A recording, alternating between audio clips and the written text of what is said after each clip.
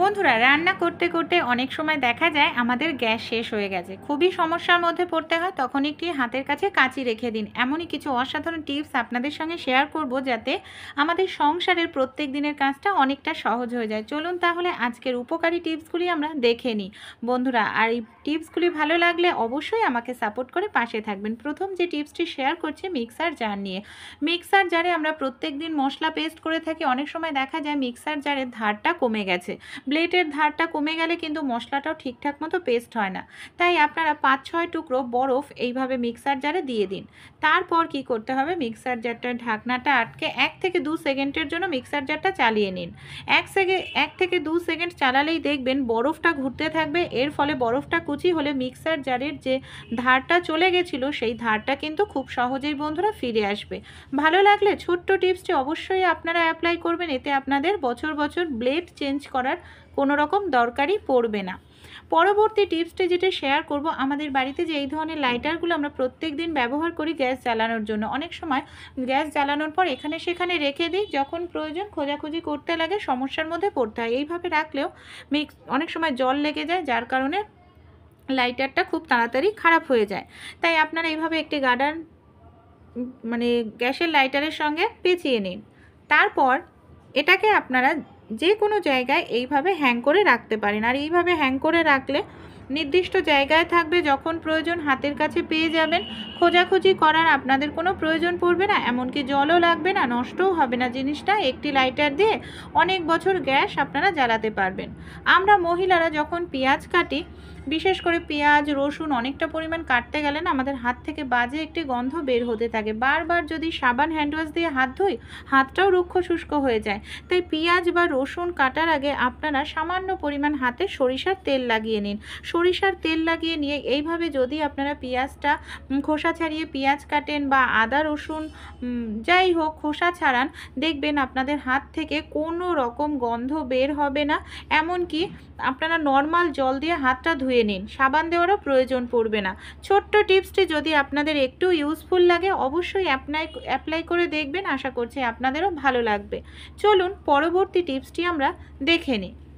আমাদের বাড়িতে এই ধরনের আটার প্যাকেট বা বড় যে আমাদের সোয়াবিনের প্যাকেটগুলো থাকে অনেক সময় ফেলে দিই। তাই এগুলোকে ফেলে না দিয়ে আমরা কিন্তু যখন সবজি কাটি, ফ্লোরেই হোক মেঝেতে বা কিচেন স্ল্যাপে সবজির খোসাগুলো পরে জায়গাটা নোংরা হয়ে যায়, সবজির খোসাতে দাগ হয়ে যায়।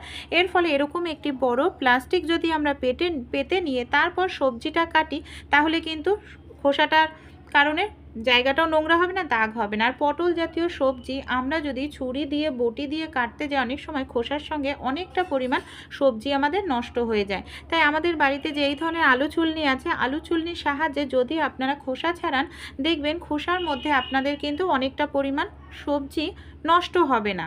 এমনকি এইভাবে সবজি ছাড়ালে আপনারা কিন্তু খুব দ্রুত সবজিটা ছাড়িয়ে নিতে পারবেন। আর দেখুন খোসাটাও প্রথমে বললাম একটি নির্দিষ্ট জায়গায় থাকবে। এমনকি এই প্লাস্টিকটা ধরে খোসাটাকে আমরা উঁচু করে ডাস্টবিনে ফেলে দিতে পারবো। আইডিয়া বা টিপসটি যদি ভালো লেগে থাকে অবশ্যই আপনারাও ট্রাই করে দেখতে পারেন। পরবর্তী যে টিপসটি শেয়ার করব, এই ধরনের যে সবজিগুলো হয়, আমরা যখন এই ধরনের সবজিগুলো রান্না করি না, ভাজতে গেলে অনেক তেল লাগে। তাই একটা ছোট্ট টিপস অ্যাপ্লাই করলে অল্প তেলেই ভেজে নিতে পারবেন। এখানে আমি একটি গামলার মধ্যে আলু পটল নিয়ে নিলাম। অনেক সময় নুন হলুদ মাখতে গেলে আমাদের হাত দিয়ে মাখতে হয়, হাতটায় দাগ হয়ে যায়। তাই অবশ্যই রান্না করার আপনারা 10 মিনিট আগে সবজিতে নুন হলুদ মেখে রাখবেন, যাতে হাত দিয়ে আমাদের নুন হলুদ না মাখাতে হয়। একটি ঢাকনা নিয়ে নিয়েছে, দেখুন যে কোনো একটি ঢাকা দিয়ে নিন, পাত্রের মধ্যে এইভাবে ঝাঁকিয়ে নিন। কোনো রকম হাত দিতে লাগবে না। যে কোনো সবজিতে আপনারা খুব সহজেই নুন হলুদ মাখিয়ে নিতে পারবেন হাত দেওয়া ছাড়াই। দেখুন আমি এখানে সবজিটাকে 5 মিনিটের জন্য নুন হলুদ লাগিয়ে রেখে দিয়েছিলাম। এতে সবজির থেকে একটি জলভাব ছেড়ে দিয়েছে, আর জলভাব ছাড়াতে সবজিটাও নরম হয়ে গেছে। কম তেলের মধ্যে সবজিটা ভাজাও হয়ে যাবে, আর গ্যাসের খরচাটাও আমাদের কিন্তু কম হবে, কারণ কম সময় লাগবে ভাজতে। আমাদের বাড়িতে যে ঝাঁঝরি হাতা থাকে না, এই নতুন আলুর খোসা আমরা যদি ছুরি বটি দিয়ে ছাড়াই, খোসার সঙ্গে অনেকটা আলু নষ্ট হয়ে যায়। এই ধরনের ঝাঁঝরি হাতার মধ্যে নিয়ে আপনারা আলুটাকে এইভাবে ঘষতে থাকুন। আর এইভাবে যদি আপনারা আলুটা ঘষে নেন, দেখবেন খুব কম সময়ের মধ্যেই কিন্তু আপনারা আলুর খোসাটা বন্ধুরা ছাড়িয়ে নিতে পারবেন। এইভাবে ছাড়ালে খুব দ্রুত আলুর খোসা ছাড়ানো যায়। দেখুন কত কম সময়ের মধ্যে আলুর খোসাটা আমার এখানে ছাড়ানো হয়ে গেল। জল দিয়ে আমি আপনাদের ধুয়ে দেখাচ্ছি কতটা সুন্দর পরিষ্কার হলো। তাছাড়া আমাদের বাড়িতে যে এই ধরনের ক্লিপ আছে, জামা কাপড়ের ক্লিপগুলো থাকে না, ক্লিপের হ্যান্ডেলের জায়গাটা একটু ধার থাকে, এইভাবেও নতুন আলুর খোসাটা যদি আপনারা ঘষতে থাকেন তাহলেও দেখবেন খুব সহজেই আপনারা নতুন আলুর খোসা একটি ক্লিপের সাহায্যেই কিন্তু ছাড়িয়ে নিতে পারবেন। আর এইভাবে খুব দ্রুতই নতুন আলুর খোসা কিন্তু ছাড়ানো যায়। এইভাবে আমি ছাড়িয়ে নেওয়ার পর আপনাদের নর্মাল জল দিয়ে ধুয়ে দেখাবো যে কতটা সুন্দর আলুটা আমার পরিষ্কার হলো। দেখতে পাচ্ছেন রেজাল্ট আপনাদের সামনেই রয়েছে, ভালো লাগলে ট্রাই করবেন। পরের যে টিপসটি শেয়ার করব, আমাদের বাড়িতে যে এই ধরনের ঢাকনাগুলো থাকে না, যে কোনো কন্টেনারের পুরনো ঢাকনাকে এইভাবে আমি অর্ধেক করে ভেঙে নিলাম বা আপনারা কেটে নিন এইভাবে। এবার আমরা কি করব, একটি বড় সেফটি পিন নিয়েছি, বড় সেফটি পিন দিয়ে এইভাবে ঢাকনাটার মধ্যে লাগিয়ে নিলাম। কী কাজে ব্যবহার করব, আমরা যখন এই ধরনের শাকগুলো কাটতে থাকি অনেক সময় দেখা যায় আমাদের হাতের মধ্যে শাকটার মানে কচু জাতীয় শাকের রস লেগে যায়, হাতে দাগ হয়ে যায়, কিংবা মুঠোতে ধরে শাক কাটতে গেলেও অনেক সময় যে প্রবলেমটা হয় আমাদের, দেখা যায় যে মুঠো থেকে বারবার পড়ে যাচ্ছে। এমনকি মুঠো ধরে শাক কাটলে যারা নতুন রান্নাবাড়ির কাজ করেন অনেক সময় আঙুল কেটে যাওয়ার সম্ভাবনা থাকে। তাই মুঠোতে ধরার কোনো প্রয়োজন নেই বন্ধুরা, আপনারা এইভাবে দেখুন শাকটাকে কেটে নিন। দেখুন আমি যেভাবে কাটছি এইভাবে আপনারা সেফটি পিনটাকে ধরুন, আর যে কন্টেনারের ঢাকনাটা রয়েছে এইভাবে চেপে খুব সহজেই আপনারা শাক কেটে নিতে পারবেন, মুঠোতে ধরতে লাগবে না, আঙুলও কাটবে না। চলুন পরবর্তী টিপসটি তাহলে আমরা দেখে নিই। আমরা যখন শাক কাটতে যাই অনেক সময় আমাদের যে সমস্যাটা দেখা দেয় যে আমাদের ছুরির ধারটা বা কমে গেছে, তখন নেল পালিশের একটি শিশি নিয়ে নিন। নেল পালিশের শিশি নিয়ে এইভাবে একটু ঘষে নেবেন, দেখবেন খুব সহজেই আপনাদের ছুরির ধারটা চলে আসবে। এমনকি আবারও আপনারা সেই একই ছুরি দিয়ে ঝিরিঝিরি করে এইভাবে সবজিটা কেটে নিতে পারবেন। ভালো লাগলে অবশ্যই টিপসটি আপনারাও অ্যাপ্লাই করতে ভুলবেন না। চলুন তাহলে পরবর্তী যে টিপসটি আছে আমরা দেখে নিই। অনেক সময় রান্না করতে করতে দেখা যায় আমাদের গ্যাস শেষ হয়ে গেছে, আর গ্যাস শেষ হলে তখন আমাদের নতুন গ্যাস সিলিন্ডার লাগাতে লাগে। অনেক সময় দেখা যায় এই যে গ্যাস সিলিন্ডারের এই ক্যাপটা বন্ধুরা খুলতে খুবই কষ্ট করতে হয়। বাড়ির যে বয়স্করা মারা আছেন তাদের জন্য খুবই কষ্টকর হয়ে পড়ে। একটি কাঁচি নিয়ে নেবেন, কাঁচি প্রত্যেকের বাড়িতেই থাকে। এইভাবে একটি কাঁচি যে ক্যাপের আংটার মধ্যে বাঁধিয়ে নিন। দেখুন এইভাবে হালকা করে টান দেবেন, কোনো রকম শক্তির প্রয়োজন নেই, খুব সহজেই ক্যাপটি খুলে ফেলতে পারবেন। পরের টিপসটি চলুন দেখে নিই। এই ধরনের ঝাঁঝরি হাতে আমরা লুচি কচুরি এই ধরনের জিনিস ভেজে থাকি। অনেক সময় আমরা তেল ঝরানোর জন্য এইভাবে রেখে দিই, দেখা যায় কাত হয়ে বারবার পড়ে যায়, জিনিসটাও নষ্ট হয়, নোংরা হয় তেলটাও। তাই এইভাবে আপনারা একটি ক্লিপ নিয়ে নেন, ক্লিপটাকে আপনারা এইভাবে আংটার সঙ্গে আটকেও নিতে পারেন, কিংবা এইভাবেও আপনারা কিন্তু রাখতে পারেন। এতে কি হবে, ঝাঁঝরি হাতাটা আমাদের বারবার পড়ে যাবে না। কোনো কিছু তেল ঝরানোর জন্য রাখলে খুব সহজেই তেলটা ঝরে যাবে। রুটি আমরা কম বেশি তো প্রত্যেকেই খাই, কিন্তু রুটির থেকে আমরা যখন রুটি তৈরি করা লেচিটা কাটি একটি একটি করে অনেকটা সময় লাগে এইভাবে রুটির লেচি কাটতে গেলে।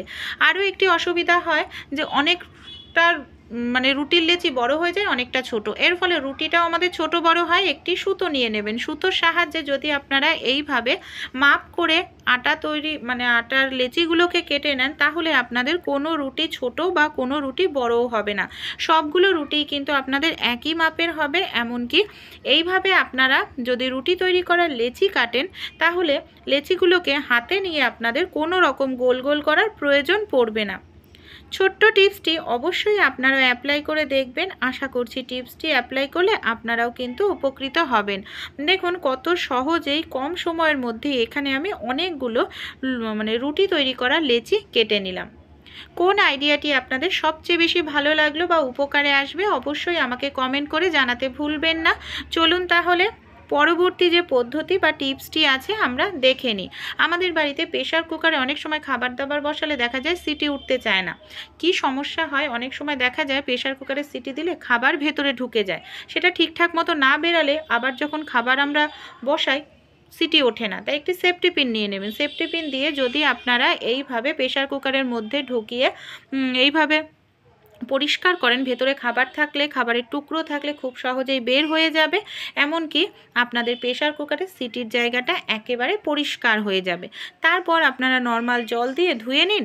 এবার কোনো খাবার বসালে সিটিটাও খুব সুন্দরভাবে উঠবে, আপনাদের খাবারও ভেতরে গলবে না। পরের যে টিপসটি শেয়ার করব, আমাদের বাড়িতে যে এই ধরনের জ্যাকেটগুলো থাকে না, অনেক সময় এই ধরনের জ্যাকেটগুলো কি হয়, পুরো জ্যাকেটটাই হয়তো পরিষ্কার থাকে কিন্তু হাতার দিকটায়, কলার দিকটায় না খুব নোংরা থাকে, যেটা সহজে পরিষ্কার হয় না বা পরিষ্কার করতে গেলে খুবই আমাদের ঝামেলার মধ্যে পড়তে হয়। আর এগুলো জল দিয়ে ধুয়ে দিলে শুকাতে অনেক সময় লাগে।